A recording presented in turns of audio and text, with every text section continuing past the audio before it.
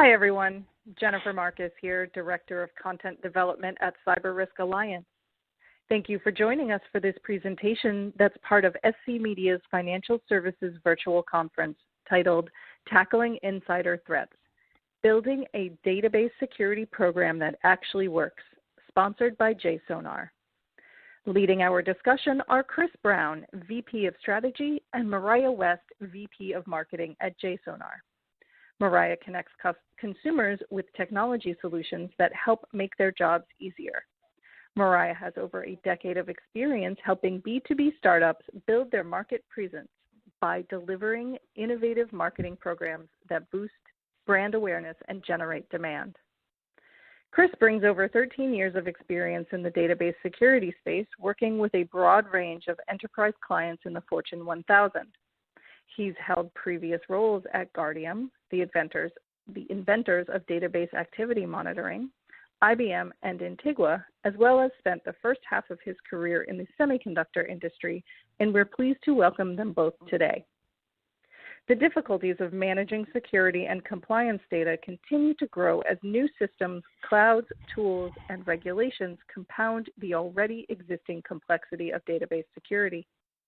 Information security teams are struggling to manage database risk, plagued by high cost and output typically limited to a basic set of compliance reports. Every day without a strategy beyond compliance makes you more susceptible to breaches. Especially now with distributed remote teams and limited budgets and resources, it's imperative to improve your cost-to-value ratio. Keep in mind that today's slides are available to download via the handouts button below. And to ask any questions, remember to use the questions and answers button. The recording of today's session will be available on demand after the virtual conference concludes. I'd now like to hand it over to Mariah and Chris. Over to you. Thanks, Jennifer. Hi, everyone. This is Mariah, and we're really thrilled to be chatting with you today. Now, before I turn you over to Chris, who is a real veteran in this space, and we'll dive a lot deeper into the conversation, I want to take a moment and take a macro look at the landscape. Now, the financial services industry continues to be one of the most breached industries year after year. In 2019 alone, 62% of breached data came from financial services companies. And whether it's an intentional breach or not, the impact of a breach can unlock a wealth of sensitive data and really put your business at risk. Now, whether you don't have a solid database security strategy, or maybe you have one that's not delivering on the value you expected, maybe you're looking to reduce costs, or even if you feel pretty good but you want to improve and learn, that's what we're going to talk about today. We're going to give you tips for pushing control down to the database layer and building a database security strategy that actually works. Now, companies spend a lot of effort today on perimeter security. They focus on network firewalls and monitoring endpoints and detecting viruses and malware and any kind of element that enters the network. But perimeter defenses, they don't directly address the activity happening in the place where the data is actually being created or stored. And what a lot of companies don't consistently do is take that inside-out view or that data-centric view of security that really focuses on who is accessing the data and what are they doing with it. And nowhere is that more prevalent than at the database layer itself. The database layer is incredibly vulnerable, yet it's an area a lot of companies struggle with. The databases themselves produce an insane amount of raw information, and we see breaches every day because somebody was able to gain access to some kind of privileged user. And for financial institutions, it can really lead to some major repercussions and financial losses. Just the highlighted cases you see on the screen here in gray in the background add up to hundreds of millions of dollars in loss. And it can also mean reputational damage and loss of customer confidence too. Now, as we share some insights for you over the next couple of minutes, I'd like you to ask yourself a question. How long have you had a database security program? And are you actually getting the security value out of it? Why or why not? We're going to give you some food for thought on how to develop a rock-solid database security strategy that really focuses on analyzing and protecting the activity within the database systems themselves. The complexity and cost of managing your company's security and compliance data really isn't getting easier for you, though. It's not uncommon today to be faced with very diverse environments that have mixed infrastructures and multi and hybrid cloud setups that generate data in all different shapes and sizes. Not only that, cloud spending continues to be at an all-time high and continues to increase. Decades ago, you managed everything on premise and maybe you ran a handful of database services. But today, there are over 350 database management systems that your company can choose from. And each unique database platform has unique advantages for different applications. So that plus new and heightened compliance regulations also continue to drive investment priorities in your business. All these things add a lot of complexity. Now, if that wasn't tough enough, the COVID pandemic has, in a lot of ways, kind of pressure tested our approach to data security. Most of our teams these days are completely remote and distributed. Not only that, the customers that we service are remote and distributed too. So not only do they need more access to their information, but they also need confidence that their providers or financial institutions are going to protect their financial data. And to make matters worse, because of the economic crisis, the resources that you have to get your job done probably are pretty limited. So maybe your company's asked you to hold off hiring, or maybe you're just trying to be more cautious on spending. Either way, any organization in today's climate is really looking to make sure that they have that right ratio of cost out and value in order to stay in business long term. And all these different factors means that you as a security professional, you really need to quickly establish a database security for all these different use cases, all these different platforms, these different users, especially now, right? Ensuring you understand who is accessing the data, where they're accessing it, what are they accessing, is that access okay? It's all really key to responding to and preventing a breach scenario. Now, a quick statistic for you, 97% of U.S. financial services organizations report they're vulnerable to insider threats. So think about it. You have users all around the nation now who have legitimate access to systems and data in order to do their jobs. So these people from inside your perimeter, again, whether it's intentional or not, can really now pose a huge risk to your business. Now, if your company has made an investment in database security, a lot of companies struggle to get value out of it. A lot of the customers that we work with at JSonar complain about investing sometimes millions of dollars and years of time in legacy database activity monitoring tools, and they're left with a lot of high cost in appliances, high cost in storage and staff, and limited to output that's typically just basic compliance reports.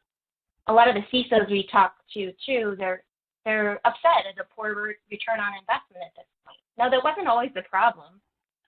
20 years ago, DAM was a great solution and a critical solution for ensuring audit trails and meeting overall compliance requirements in these limited on-premise environments. But as companies have scaled up and scaled into cloud and also adopted more modern database solutions, and as they've also tried to understand how to get security value out of monitoring data, all these old school methods have really failed to keep up and innovate.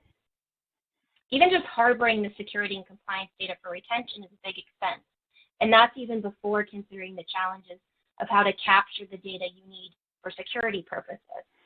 Now, in most cases, if you're monitoring for a compliance use case, you generally know what you're looking for. So what happens is when companies shift to a security mindset, it means they need to capture and manage even more data in order to have better visibility and try to hunt for those unknown scenarios, those suspicious activities. So considering data collection is already a pretty big headache, it's really like searching for a needle in a haystack. And a lot of people are left asking themselves, what the heck am I looking for? And how much money am I spending just to gather all this information if I don't know what to do with the information? Now, according to a survey of banks conducted by the market research firm Ovum, 40% of financial companies get over 160,000 meaningless security alerts every day from an average of 25 tools or more. Not only that, only 10% of organizations say they felt they were able to collect, analyze, and respond to the majority of their security events. Wow. No wonder it takes so long to find suspicious activity. And, these traditional methods of database monitoring are a big culprit here because they spit out endless feeds of raw data activity and really flood the security operations teams with alert storms. So another question for you here, percentage-wise, think about it. How much time do the people running your database security program spend on administration? How much do they spend on compliance reports and compliance requirements versus how much time can they actually spend on proactive security? And managing database risk is really not so easy. Now with that, I'm going to turn it over to Chris. Chris, can you talk a little bit more practically about the challenge? Yeah, I sure can, and thanks, Mariah, for the background. I think you highlighted quite a few items that people need to be thinking about as part of their database security strategy. Some of which may sound particularly familiar because in the security domain, people are used to large volumes of alerts, and they're used to the challenges around how do I capture and manage all of this data and provide access to it in a way that affords me the opportunity to discern from what can be massive piles of raw data information.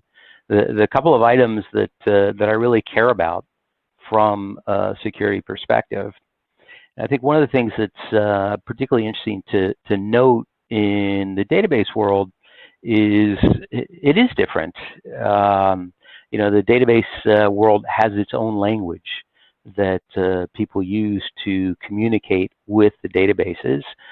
Most people are not familiar with that language, and so there's an air of mystery around it for a lack of understanding, in the same way that when you go to a foreign country and you hear people speak, you're just not quite sure what they're saying. You might be able to put together bits and pieces of it, but there's still a lot of questions regarding what that language is describing from a behavioral perspective.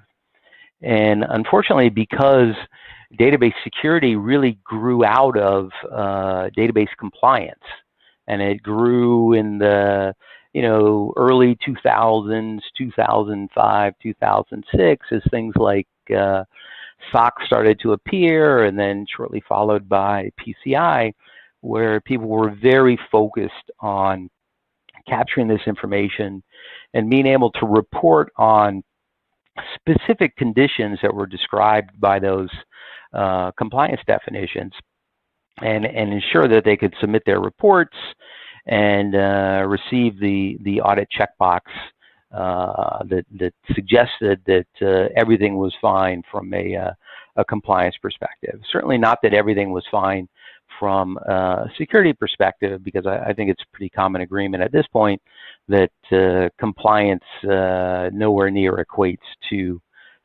security. But if we dive in a little bit deeper and try to understand what the challenges were in taking that reference point of capturing some known data and generating some defined reports from it, you can quickly figure out why people are struggling to transform from compliance to data security. And if you look at a chart like this, which talks about, in the whole of the resources that are available to be applied to a database security mission, where are people spending their time? And you can look at this and you say, well, obviously they should be spending their time at the top tier or the second tier, because it's the combination of applying analytics to sift through this data, highlighting the scenarios that are of interest, and then facilitating the sharing of that information with the broader community, which could be the SOC team, it could be application owners, it could be operational folks. Those are the ones that are chartered with taking this information and acting upon it. And so you look at this, and as we highlight to the right, that's where the focus should be. But having spent many years in this space and worked with thousands of clients, the reality is that the focus, for the most part, and what's consuming the majority of resources for any database security program is below that red line. And it has everything to do with the challenge of installing facilities for capturing this activity information, which can be quite voluminous. If you think about what a database is doing, it's at the heart of an application, and as a result, it's responsible for providing all of the data necessary for that application to operate effectively. So it's very busy, it's very voluminous, it's generating tremendous volumes of raw data every second that it's operating. And so by definition, it's quite a bit of information that needs to be tamed and managed within this environment. And unfortunately, the tools that folks have been relying upon to do that have proven to be quite challenging. And they're challenging for a couple of different reasons. One, they rely quite heavily upon agent technology, which for anybody that's been in this space, I think the universal truth of agents not good is very well accepted. And then in concert with that is these tools were developed prior to any of the big data technologies that are in the marketplace today, and have facilitated much more effective large-scale data collection and management programs. And as a result, a tremendous amount of time is spent either investing in the sensor technology, which in the case of DAM tools would be on the agent itself, or the ability to capture and effectively maintain terabytes of raw data. And as a result, there's just not a lot of bandwidth or resources left to apply to the interpretation of that data. And as Mariah mentioned a few minutes ago, you know, if you look at the landscape today and a typical program that customers have constructed, they've invested in database activity monitoring solutions, and so they're merrily on their way with the audit and logging tasks. In some cases, they're also tackling some of the lesser known components of a database security strategy, namely the access control or user rights component, the discovery or data classification component, and of course discovery and classification right now is getting a lot of attention because of things like GDPR and CCPA.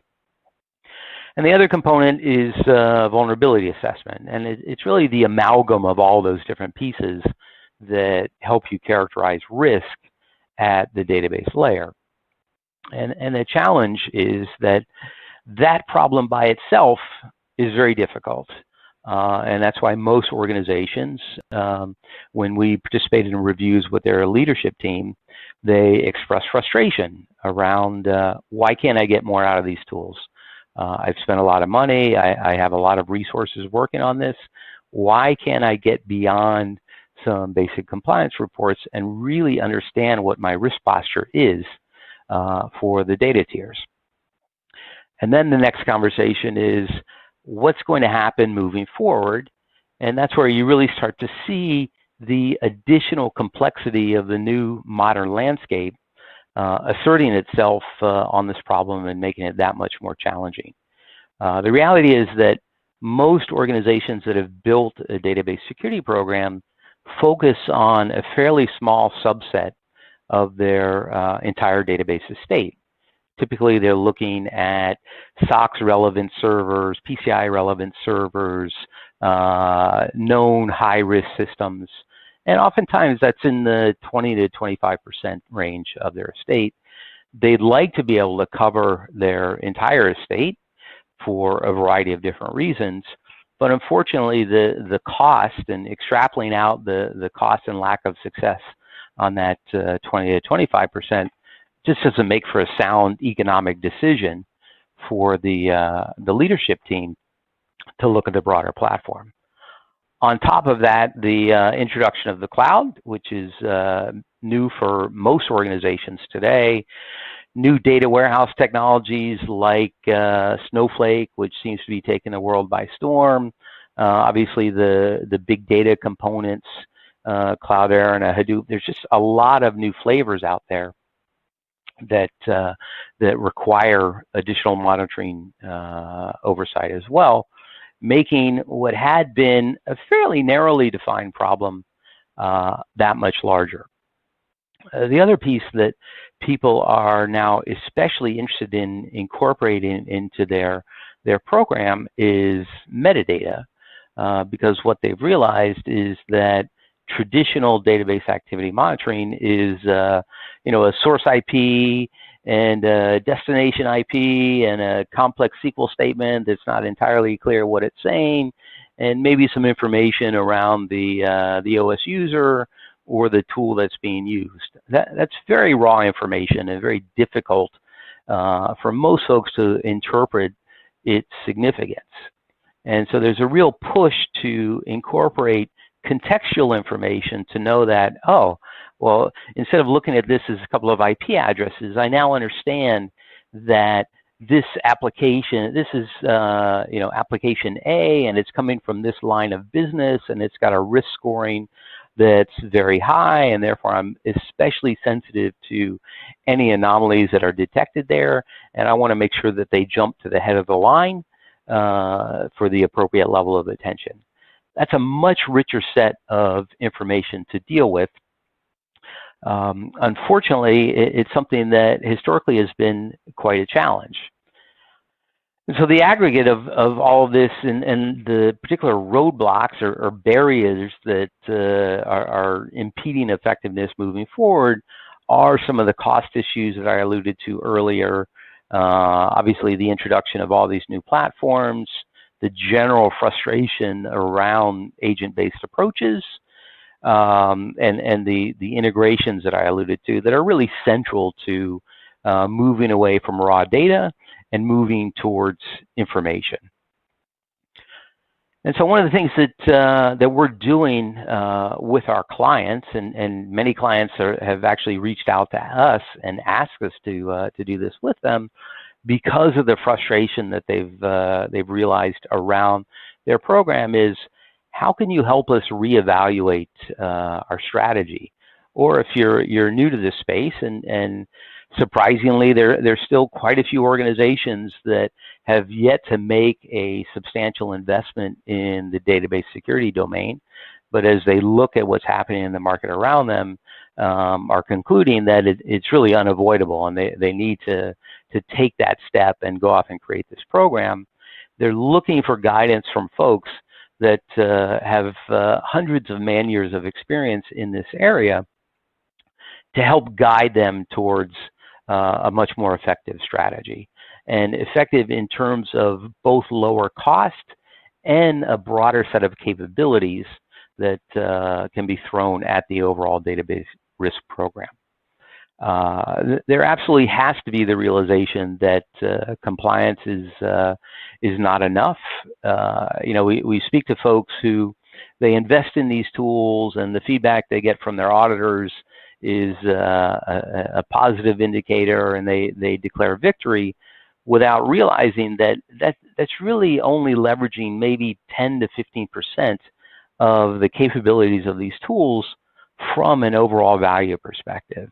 And having invested that amount of money, it's just it behooves them to take advantage of the full 80 to 90% of the value that's remaining to be able to achieve that. Analytics is critical in this space. It's somewhat of a newcomer to the database security world. JSONR introduced a set of data security specific user behavior analytics capabilities about 1.5 years ago. And as I mentioned at the onset of my discussion, the database world is different. So UBA capabilities that are out there for firewall rules and endpoints, they work particularly well, but because they don't have that unique understanding of the SQL language and how to interpret that language, they're not effective in the SQL domain. So we took it upon ourselves to create a specific set of engines looking at SQL specific behaviors and discerning that intelligence and behavioral outliers from that stream. And the last piece is around the skills gap and taking advantage of third-party experts. You know, skills gap is not new in the security domain, and it's really just getting more and more challenging and more pronounced. And so the ability to encapsulate that knowledge into a platform is increasingly valuable. And that's been at the cornerstone of how we've architected our system to be able to facilitate not only the data collection from all these different sources, as you see highlighted across the top, but then also the ability to embed intelligence into the system. So instead of focusing so much energy on data collection and data management, let's raise the abstraction layer and get to the point where you can really take for granted that any data that you need visibility into is available for you within the system. And it's available for not weeks or months of historical perspective, but years of data. We have some clients that are in the 3+ years of retention and shooting for 7 years as their overall policy for data collection. Incorporate the process orchestration and automation that we now know as an industry is critical to effective security work. There's just too much data. There's not enough humans. We have to be better at applying orchestration techniques to sift through this data and react to this data in a more efficient way. And then the last component, which is really central to our overall system, is make this information available through self-service models. The information that's being gathered is valuable to a variety of stakeholders within the organization, not just the compliance folks, not just the security folks, application owners, DBAs, operational folks. They all can realize benefit from this information if they have access to it through familiar tools and familiar methods. And you can see depicted here at the bottom, you know, for the SOC folks, deliver to them an optimized integration with Splunk so they can transparently see all of this information. Deliver to the business analysts integration with things like Tableau, so they're not going through an unfamiliar environment to get to this data. They can use the tools that they're most comfortable with so they can quickly get to the bottom of the scenarios that are of interest to them by querying the information that resides within our system. We can talk a little bit about some of our customer experiences. We've had tremendous success in the financial services space, which is logical because of the heavy regulations and the heavy emphasis that Mariah alluded to earlier as it relates to sensitive data, them being a primary target of attacks and threats around the world. So there are many situations where we've worked with these clients to help them move from a purely compliance-driven stance into a much more effective security-driven model where they are much more comfortable with their ability to manage risk at the database tier. And in particular, as you see in the quote, the fact that they've been able to move away from the struggles around data collection, capture all this information in a repository in a normalized view, and then being able to apply a consistent set of behavioral analytics, reporting, ad hoc inspection, etc., has taken them to a much more effective place today than they were prior to their JSON journey. So the platform itself has proven to be quite effective. You can engage with us at any point in your journey, and we'd certainly love to embark upon that conversation with you. And with that, I will hand it over to Mariah. Thanks, Chris. Appreciate it. Now, as Chris said, if you're struggling with onboarding new database platforms, if you're not covering your complete environment, maybe you want to improve your TCO and reduce your costs, or maybe you're just tired of the overwhelming manual operations that you have today around database security, we'd absolutely love to talk to you. As you can tell from Chris, our team comes with decades of experience, specifically in database security and in database activity monitoring markets and technologies. So we'd be happy to just chat with you and provide you some suggestions and advice and hear a little bit about your challenges. We have customers throughout the Fortune 500, as you saw from the previous slide, definitely in financial services, but we also service a lot of healthcare organizations and insurance organizations and other verticals who really trust us to help them evolve and extend and innovate their data security program, so that you can go from security being a blocker to the business, and you can instead help your organization reduce those costs, accelerate different platforms, and overall get to the place where you can finally operationalize your security controls. So please feel free to join us at our virtual booth. Thank you to XC Media. Or go to discover.jsonar.com and request a demo. Thanks so much. Thank you both. It's now time for some questions from the audience. The first one we have here is, can I use this to complement existing investments, or is it a lift and shift approach? The answer is yes. The platform is a very natural complement to existing DAM investments, and oftentimes we've started with those, and then we build upon that to tackle some of the newer, more modern platforms that I alluded to in some of the earlier charts. Great. Next we have, this looks like a pretty aspirational solution. What's involved in rolling it out? It is aspirational, but it's also quite practical and quite rapidly deployable. And I say that having witnessed quite a few of these implementations. And one of the first things to consider is that because it is an agentless approach, there's very little that needs to be installed within the enterprise environment. And particularly if there's already a DAM investment in place, I've seen production implementations up and running in a matter of a couple of weeks, which was really represented more by the time it took to stand up a machine and get through some firewall rules to facilitate communication from that existing environment into the servers that we rely upon for hosting our application.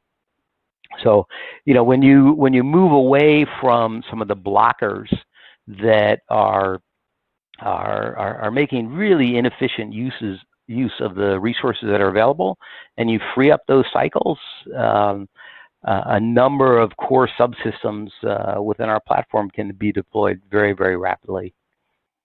Great. Next we have, what platforms do you support? That is a veritable laundry list at this point. I think we're up to about 65 different database platforms, and that list continues to grow. It's all the usual suspects in the Amazon domain, Azure SQL, Cosmos, GCP environment, and quite a few of the traditional systems like Teradata, Oracle Exadata, etc. Again, because we're not relying on the effort associated with engineering an agent, we're very agile in terms of our abilities to add new platforms. We think 65 is a great start, but as customers appear with new ones, we find that we're able to add them to our library within a matter of weeks and get them up and running. Great. And our last question is, there has been a focus on expanding capabilities to deliver better security. How does that also result in cost savings? Yeah, great question, because at this point, I suspect there are people scratching their heads trying to understand, well, how am I able to reduce cost given such an aspirational capability and the breadth of capabilities that we've shown. The reality is that database monitoring solutions can be very inefficient in terms of hardware, storage, and resources. And because of the way that we're able to capture this data, redirect how it's managed from an overall data management perspective, and take advantage of an underlying data store that is extremely efficient based on its inherent compressed columnar architecture, we do find that on the data management side, we're able to deliver significant reductions in hardware.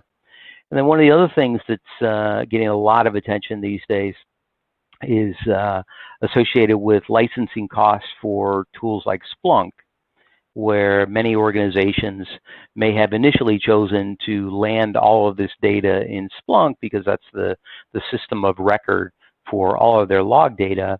And what they quickly discover is that it quickly spirals out of control and the bills become unruly. And we've built a particularly efficient integration with Splunk that enables our customers to reduce their indexing rates on the Splunk side by 95%, which translates directly into a Splunk license savings. Thank you both so much for sharing all of that helpful information.